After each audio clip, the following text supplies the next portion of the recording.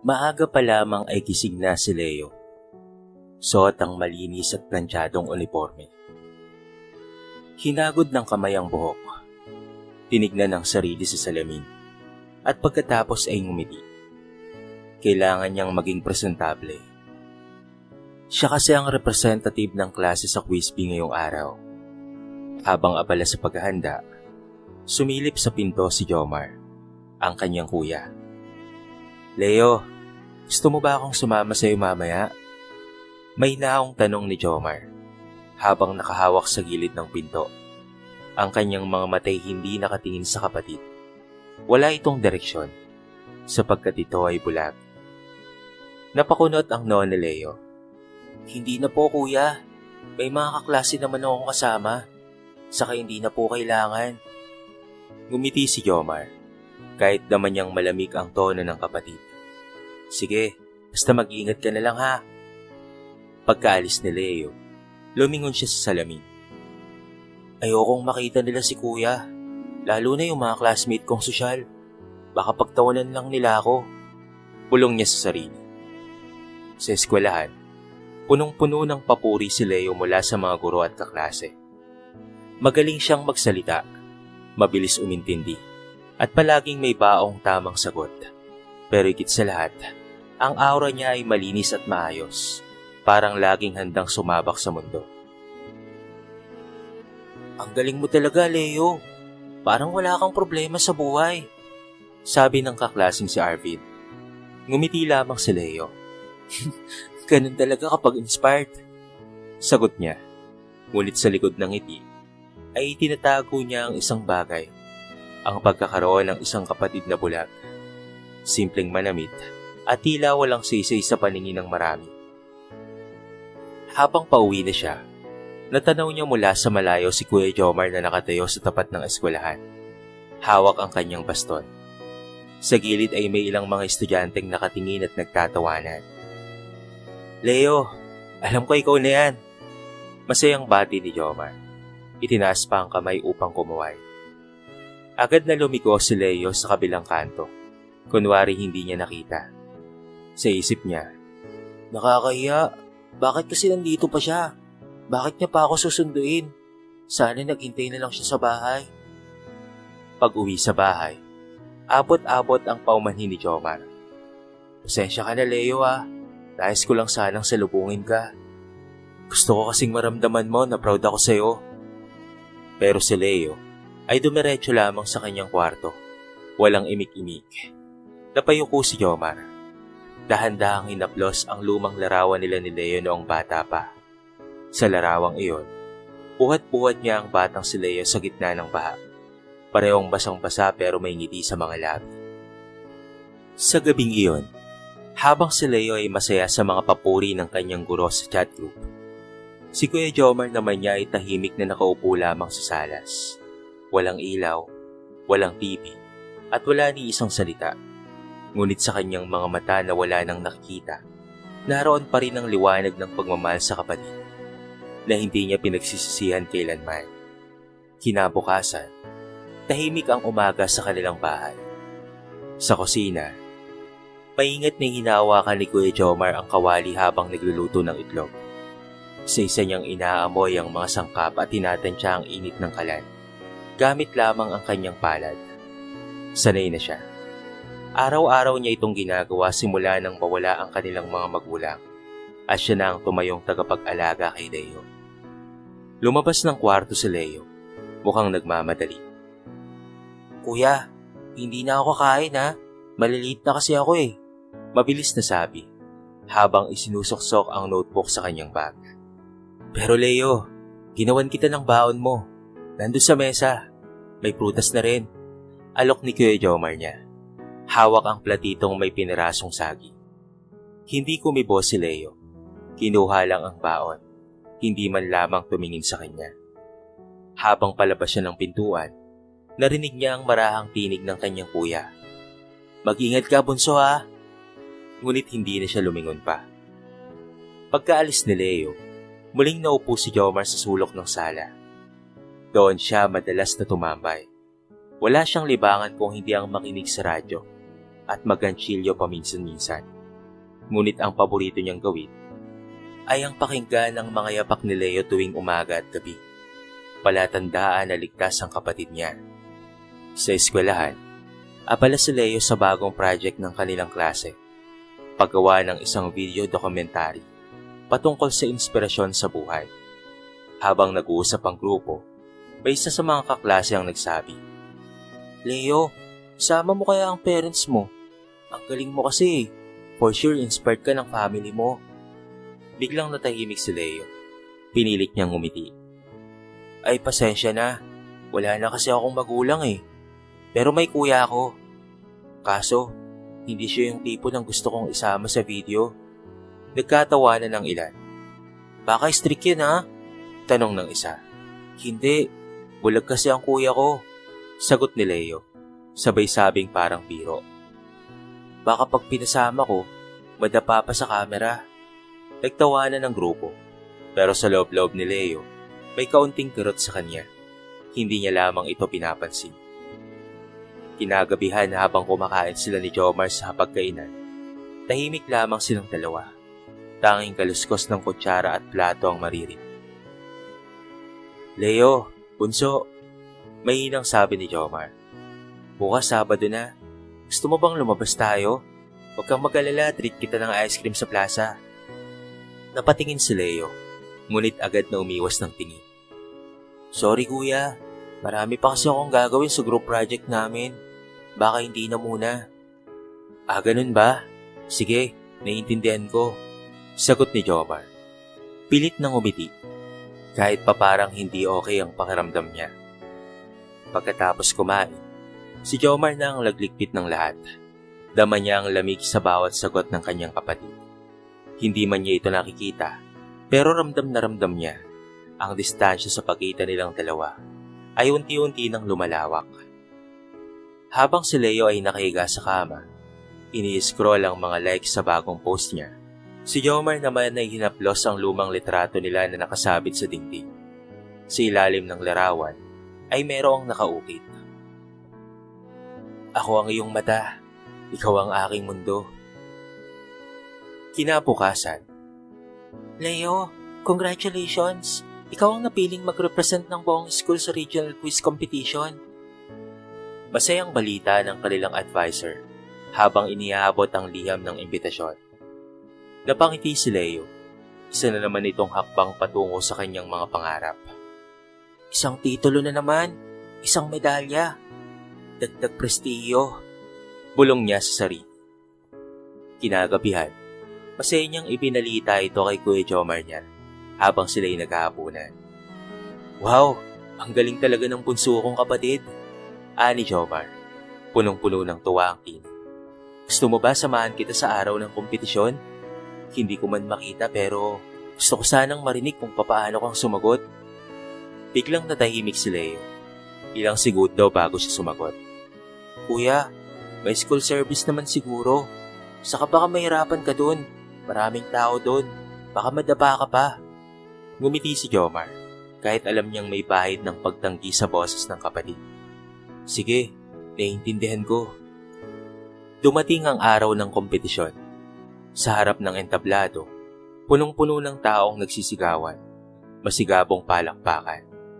Si Leo ang pinakamainit na pangalan.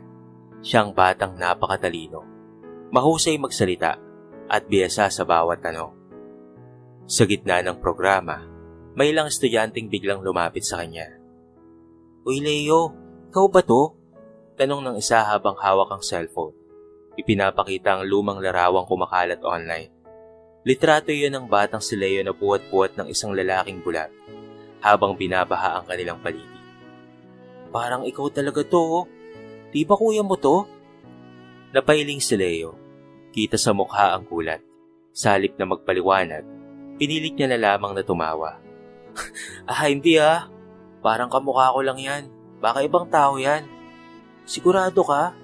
May halong pag-uusisa ang boses ng isa. "Oo naman.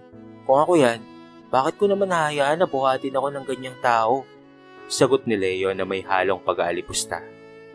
"Bulag pa Nagtawanan ng grupo, ngunit sa likod ng kanilang halakhakan, May isa sa kanila ang natahimik, bahagyang kumunot ng noo, at tila hindi natuwa sa sinabi ni Leo. Pag-uwi ng bahay, tahimik siyang sinalubong ni Jomar. "Bunso, kamusta ang contest? Balita ko ay champion ka raw ah." Tanong niya kay Leo, na puno ng tuwa at paghanga. Ngunit si Leo ay tila iritado. "Ayos lang kuya, nakakapagod. Natutulog na ako." Hindi na siya kumain. Dumiretso na siya sa kwarto at sinarado na niya ang pinto. Hindi niya matanggap sa isip niya ang larawang kumalat. At ang tanong na tila unti-unting kumakagat sa kanyang konsensya. Bakit nga ba ako nahihiya? Samantala sa sala, si Kuya Jomar ay muling naupo sa kanyang lumang silya. May hawak siyang transistor radio. Pinakinggan ang replay ng interview kay Leo mula sa school broadcast. "Ang galing mo talaga, bunso." Mahina niyang sabi habang hawak ang rosaryo sa kamay. "Pero sana kahit minsan, masabi mong may kuya kang nagmamahal sa'yo." Mataas ang araw nang lumabas si Leo ng bahay para bumili ng ilang gamit sa proyekto nila. Habang naglalakad, dadaanan niya ang maliit na tindahan ni Mang Efren, ang matandang kapitbahay nilang mahilig magkwento at dating kaibigan ng kanilang yumaong ama. "O Leo, binata ka na." Bati ni Mang Efren, kasunod ng ngiti. "Kamusta na kayo ni Jomar?" Napakunot si Leo, napilitang umiti. "Ayos lang po, Mang Efren. Si kuya tulad pa rin ng dati, tahimik." "Yan nga ang gusto ko sa kapatid mong yon. Tahimik pero may puso. Hindi ka ba proud sa kanya?" Tanong ni Mang Efren, na tila ba may hinanakit sa tono. Napatigil si Leo. "Proud? Paano po ako magiging proud kung, alam nyo na, ganun siya, hindi nakakakita?" Umiling si Mang Efren. "Nakakalimot ka na talaga, Leo." "Ano pong ibig niyong sabihin?" Tanong ni Leo na ngayon unti-unting nababahala. Umupo si Mang Efren sa bangkito at tinapik ang katabing upuan. "Halika, ikikwento ko sa iyo ang hindi mo alam o baka nakalimutan mo lang." Umupo si Leo kahit alangan. Hindi niya inaasahang may maririnig siyang bagay na babago sa pananaw niya. "Anong edad mo noong huling napakalakas ng bagyo? Natatandaan mo pa ba yon?" Mga 3-4 na taon po siguro." Sagot naman ni Leo. "Ang gabing yun ang gabi na muntikan ka ng mamatay. Lumubog ang buong kalsada sa baha. Nasa bubong ang lahat ng tao. Pero ikaw, lalaglag ka sa baha mula sa kahong pinagtataguan mo." Natahimik si Leo. Bahagyang lumabo ang kanyang alaala. "Alam mo bang tumalon ang Kuya Jomar mo mula sa bubong? Wala siyang pakialam kahit anong panganib. Hindi siya marunong lumangoy. Pero dahil sa'yo, isinugal niya ang lahat at nahanap ka niya. Buhat-buhat kang nilalangoy sa malalim na tubig. Iniligtas ka niya, Leo." Napalunok si Leo. "Pero hindi ko na po maalala yun. Siyempre, bata ka pa nun. Pero kaming mga nakakita, hindi namin makakalimutan yon. Pagkatapos ng pangyayaring iyon, ay nagkaroon ng epeksyon ng kanyang mga mata. Nasugatan kasi ang kanyang 2 mata noon sa kanyang paglubog sa maruming tubig. Dinala namin siya sa ospital, pero wala na. Unti-unti na siyang nabulag." Parang huminto ang oras para kay Leo. Nanigas siya sa kinaupuan. Parang binuhusan ng malamig na tubig ang kanyang buong katawan. Ang lalaking matyaga sa bahay, tahimik at laging umaalalay sa kanya, ay siya pala ang dahilan kung bakit siya nabubuhay ngayon at kung bakit hindi ito nakakakita. "Pero hindi niya sinabi sa akin minsan." Mahina niyang bulong. "Alam ko kung bakit, Leo. Dahil mahal ka ng kapatid mo. Hindi siya naghahanap ng papuri. Ang gusto lamang niya ay maging maayos ang buhay mo. Pero anak, sana naman ay matutunan mong lumingon. Hindi habang buhay nariyan siya." Tahimik lamang si Leo habang palayo sa tindahan ni Mang Efren. Sa bawat hakbang, mabigat ang kanyang dibdib. Sa kauna-unahang pagkakataon, hindi na siya makatingin ng diretso. Sa kanyang isipan, bumabalik ang tanong. Paano ko nagawang ikahiya ang taong nagligtas sa buhay ko? At ako pa pala ang dahilan ng kanyang pagkabulag. Maluhalo ang sabi ni Leo. Pagka-uwi niya mula sa tindahan, dala niya ang mabigat na kwento ni Mang Efren. Hindi siya mapakali. Para siyang binabagabag ng mga tinig na paulit-ulit sa kanyang isipan. Mga salitang nagsusumbat.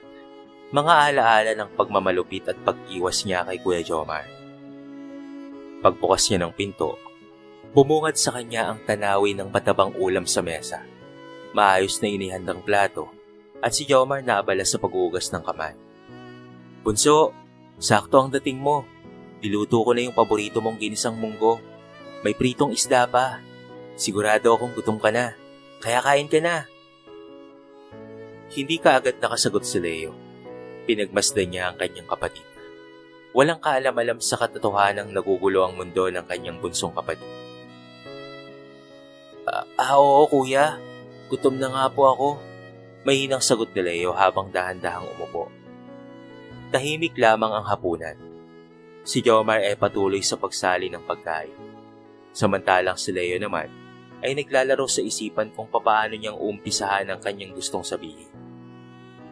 Kuya, mahina niyang simula. Naalala mo ba yung bagyong malakas noon? Yung bata pa ako, yung binaha tayo dati? Tumigil si Jomar sa kanyang pagsubo. Parang nabigla. Oo naman, Leo. Bakit mo na itanong? May nagkwento po kasi sa akin, si Mang Efren. Ngumiti si Jomar, bahagyang tumango. Yun pala. Kuya, totoo ba na ako ang dahilan kung bakit ka nabulag? Muling bumigat ang katahimikan, hanggang sa dahan-dahang tumango si Jomar. Oo, bunso. Pero hindi ko yan kailanman itinuring na kapalit. Kung ang kapalit ng paningin ko ay buhay mo, ayos lang yun. Worth it ka, bunso. Mahal na mahal ka ni kuya. Dahil sa sinabi ni Jomar, ay napaiyak si Leo. Hindi niya na napigilang humagulgol sa harapan ng kanyang kapatid. Kuya, patawad. Patawad kung ilang beses kitang tinanggihan. Kung ilang beses kitang tinahiya. At kung ilang beses kitang itinanggi bilang kapatid ko. Hindi ko alam at hindi ko inakala na ikaw pala ang dahilan kung bakit ako nabubuhay ngayon. At ako pala ang dahilan kung bakit ka nabulag. Patawad kuya, patawarin mo sana ako. Mabilis na tumayo si Jomar at agad na hinawakan ang kanyang baston. Tinungo niya si Leo kahit nahihirapan at inaplos ang ulo nito. Hindi ko kailanman hinanap ang paghingi mo ng tawad, bunso. Ang tanging gusto ko lang ay makita mong hindi ako pabigat, na kahit wala akong paningin ay nandito pa rin ako para sa'yo. Lalong lumakas ang iyak ni Leo.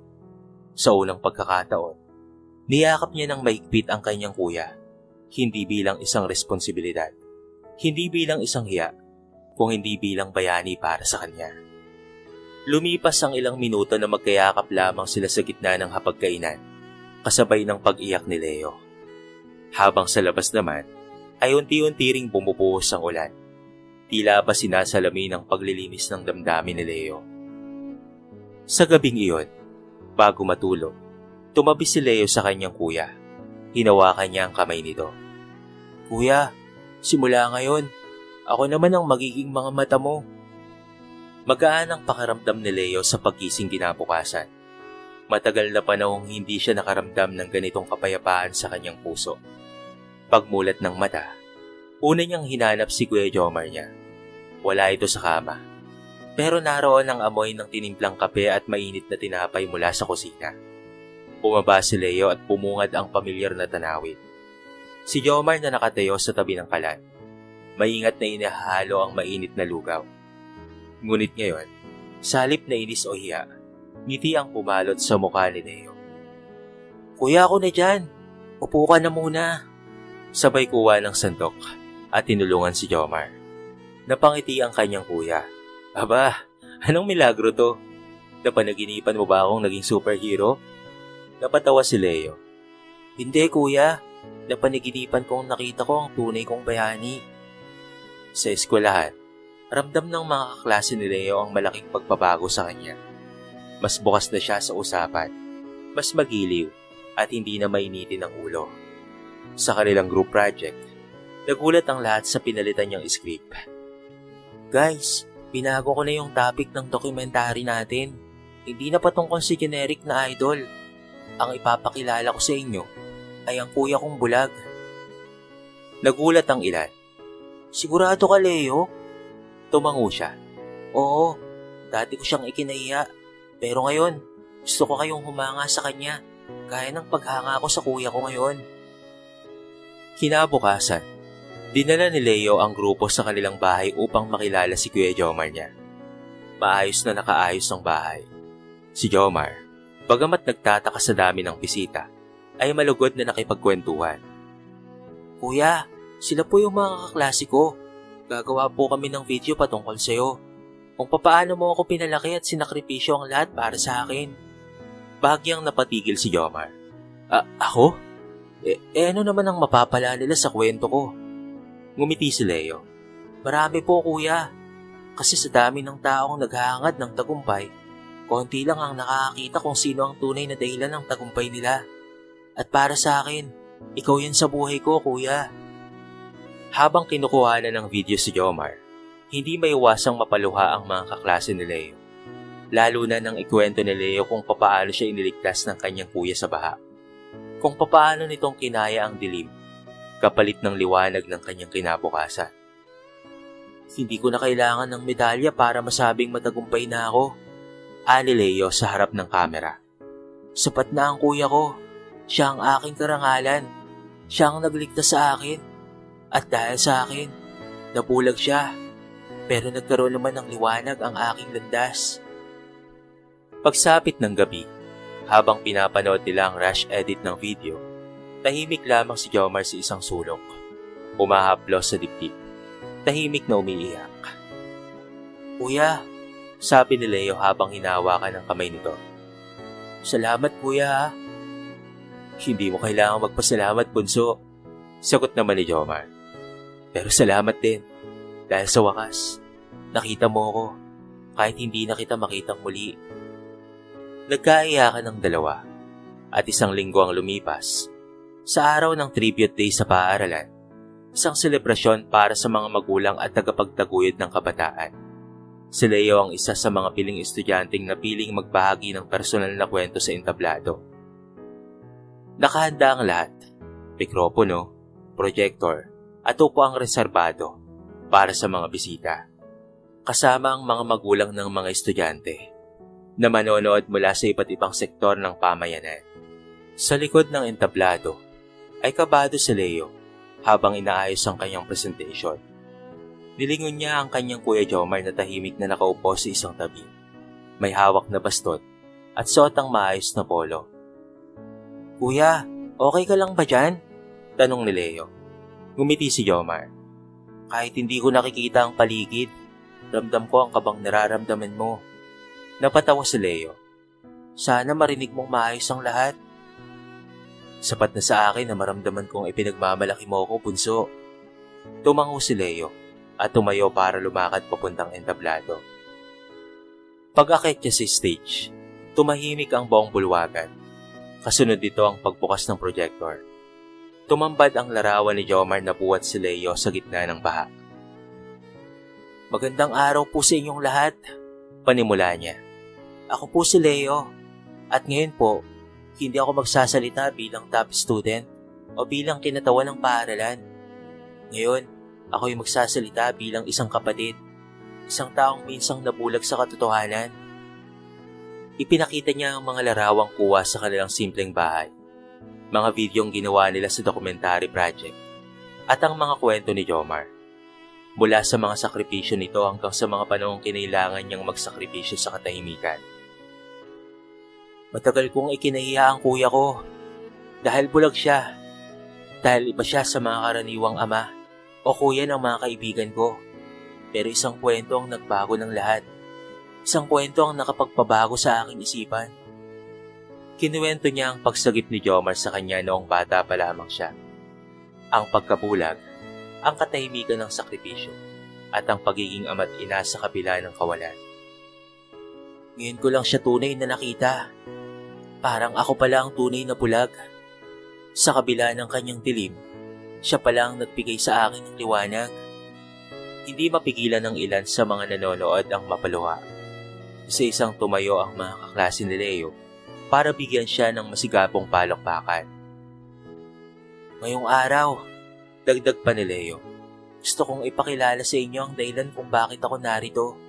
Ang taong hindi kailanman humiling ng kapalit.